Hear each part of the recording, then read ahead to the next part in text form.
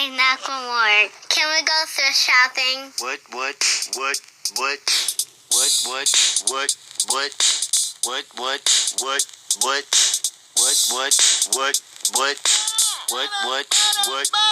Greetings, peeps. Today is Thursday, January the 24th, and I have a few notes for you regarding your assignments for today.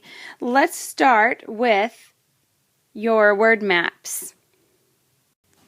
Since your word maps are due tomorrow, don't forget that on the back side of your word maps you do need to choose 3 words that you think you can write the most meaningful sentence about and write a meaningful sentence. Remember that a meaningful sentence is a complete sentence.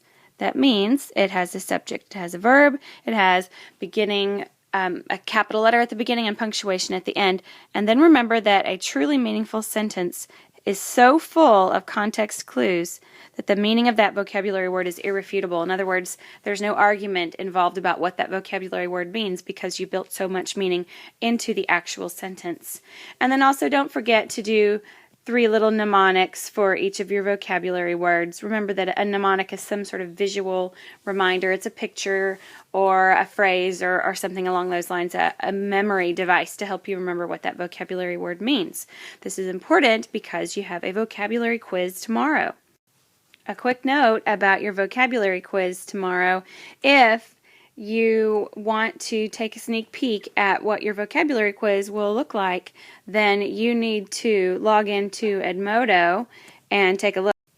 It's completely optional, but I do have a practice quiz that will be on Edmodo for you to take a look at tonight, just in case you want to get a little sneak peek at your vocabulary quiz and kind of know what to expect.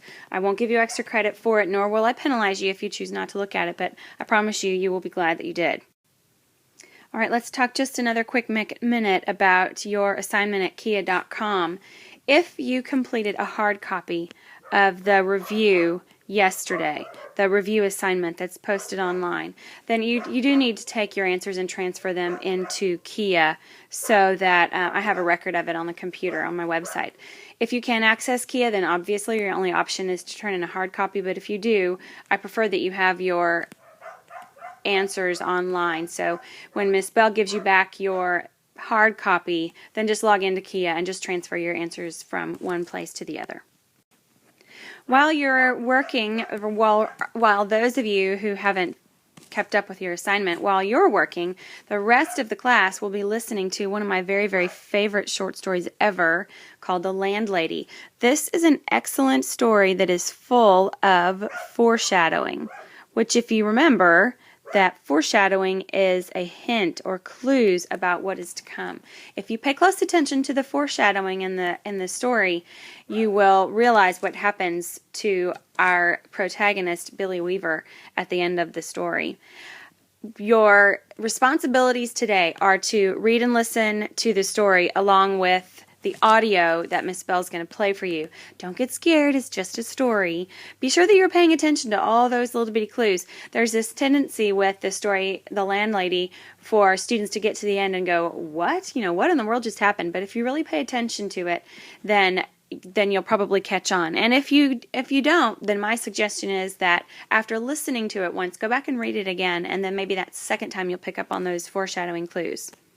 Once you have listened to the story, I do want you to go ahead and get started on the comprehension assignment that you picked up today as well. As far as what I'm going to expect from you tomorrow, that will be the answers to questions 1 through 10. I'll need tomorrow. And as always, guys, be sure if you have any questions at all that you shoot me a message on Edmodo, or you can send me an email at coolteacher@gmail.com or at heatherdsanders@misdmail.com. Hope y'all have a great day, and I hope I will see you guys tomorrow. Ta-ta!